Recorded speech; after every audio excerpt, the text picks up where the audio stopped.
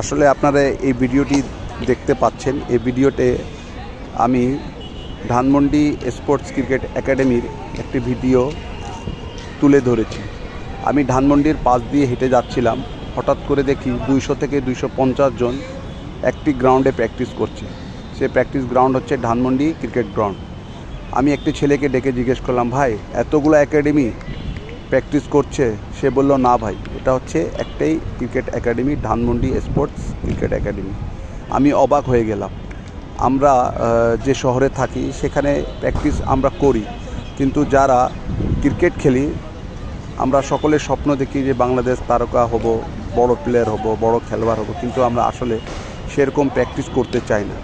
আসলে দেখেন, ঢাকা শহরে 10-15 বছর গত আগে এরকম প্র্যাকটিস ছেলেপেলেরা করতো না, বা এত প্লেয়ার ছিল না। কিন্তু বর্তমানে ঢাকা শহরে এক একটা একাডেমিতে 200 থেকে 250 জন ছেলেরা প্র্যাকটিস করে।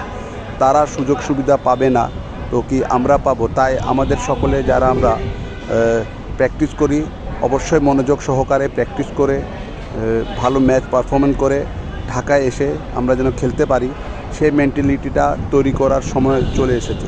তাই সকলকে এই ভিডিওটা দেখার জন্য ধন্যবাদ।